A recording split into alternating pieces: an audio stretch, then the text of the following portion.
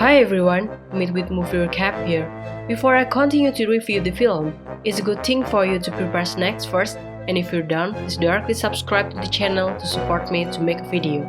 This time we'll discuss the storyline of a film about a man who survives the cataclysm of a solar flare explosion. The man then tries to make a robot in the hope that the robot can help him in doing some things. But without realizing it, suddenly he saw a giant storm that was heading to his hiding place, so he decided to go from there and look for a new hiding place. And then did the man manage to save himself from this giant storm? The film begins in the year 2031 when the Earth has been turned into a desert ocean due to a major disaster that they refer to as a solar flare explosion. The explosion made radiation levels from ultraviolet light become high, destroying the ozone layer that has been protecting the Earth from the heat of the sun. Because the ozone layer has been disappeared, the temperature on Earth has become increasing, even reaching 150 Fahrenheit or about 65 Celsius. At first, everyone can still survive by sheltering in a house or sheltering in a bunker, but over time, the food needs on Earth slowly began to thin, making the remaining human race must scramble for food to survive.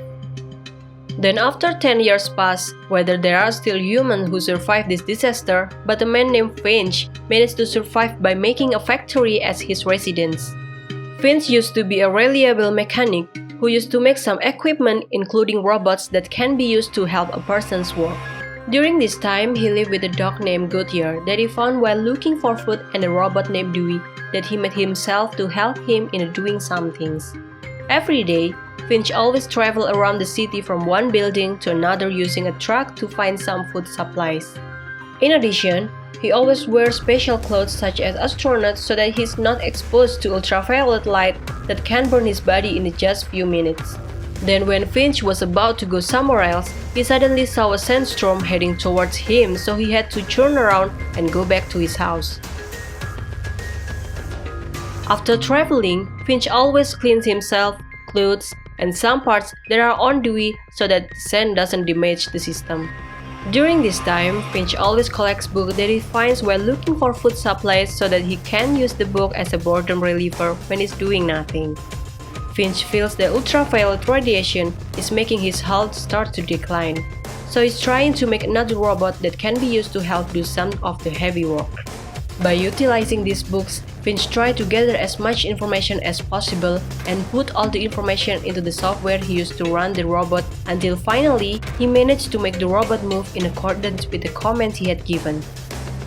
At first, the robot has a problem with its communication system, but after Finch fixes the system, the robot can finally speak and respond to all the things Finch has said. In addition, information from Finch books also include some rules that must be obeyed by the robot. Namely, first, robots should not hurt humans. The second, robot must not allow humans to be stressed. And the third, robot must be able to protect Goodyear when Finch is not there to take care of them. Long story short, when Finch was repairing his equipment, he saw a super large storm moving towards him, and when he tried to use the existing system on the robot to predict the storm, Finch finally realized that it was going to last for approximately 40 days. Finch was convinced that he couldn't survive 40 days with so little supplies that he planned to travel all the way to a place he had never been to, San Francisco. Because at that time, it will arrive in the next 24 hours, Finch immediately prepared all the equipment belonging to the robot so that the robot can walk and move like a human. After finishing preparing all the equipment, the four of them immediately left there in a van that Finch had modified so that they could survive the extreme weather. On the way, they never met anyone. Even all the places they passed had been enveloped by a stretch of desert with a temperature of more than 70 Celsius. After they were far enough from the storm, Finch decided to stop first and invite the robot out so he could teach the robot about what they should do. One of which is to find food. He also teaches about the little things that can make them feel happy, including cooking popcorn in the hot sun. But without realizing it, the storm was moving much faster than they expected. They both went inside and went as far as they could.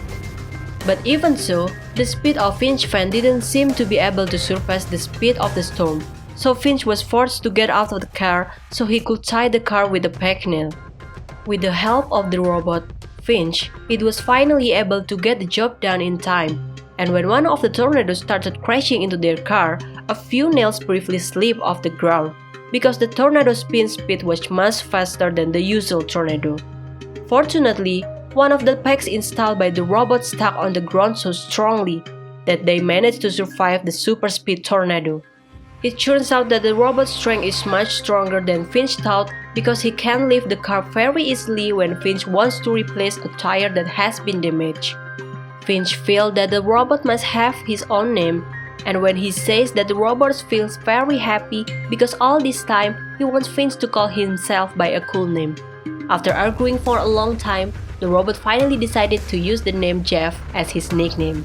The next day, when Finch finds the food stall, he and Goodyear try to find something they can eat there while Jeff is tasked with guarding the van. But out of curiosity, Jeff tried to drive the van and didn't make Finch very angry at him.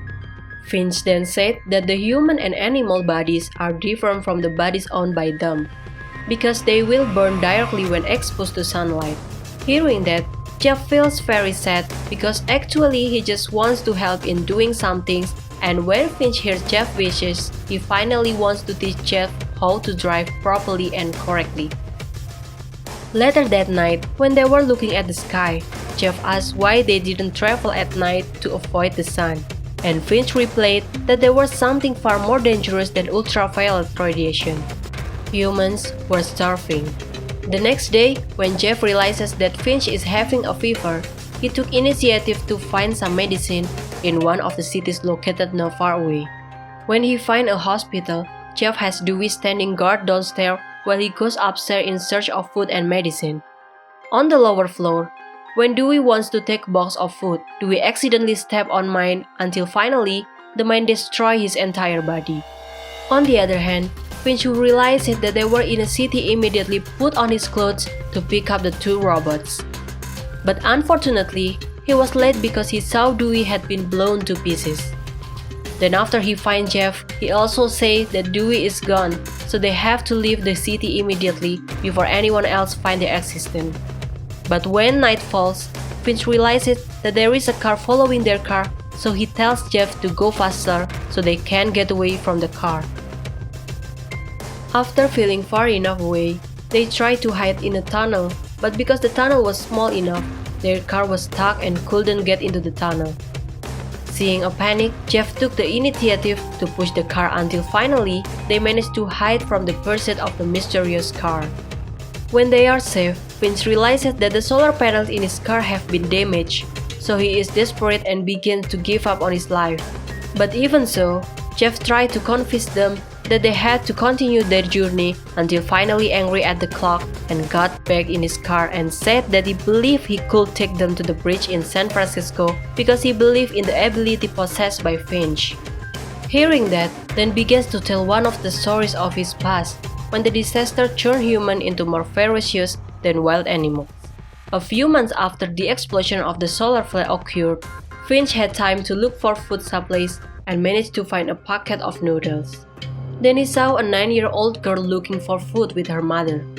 At first, he intends to approach them, but after he hears that the mother told her to shoot someone she sees, Finch can finally just keep quiet while observing the two of them, but shortly after that, suddenly appeared a car that passed in front of the two of them, and without further ado, the mysterious man immediately fired his weapon until finally they both died.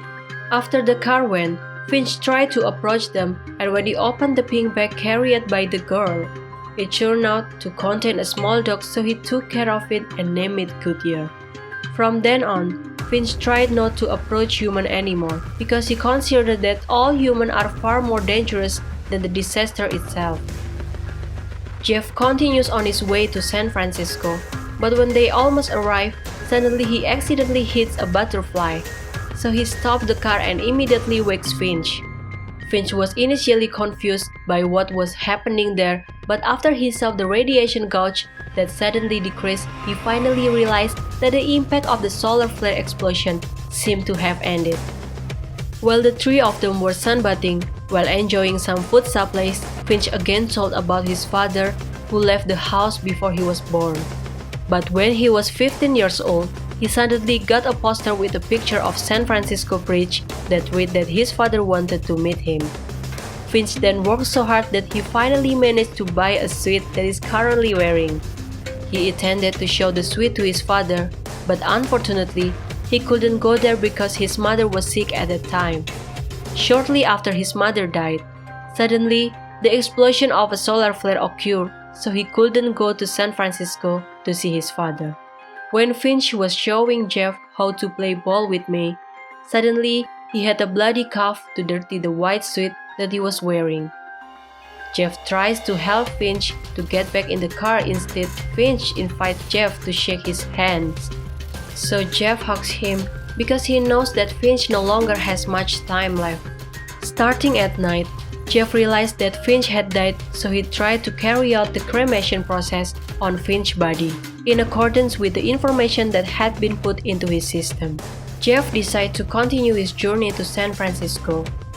A few years later, what plan began to grow around.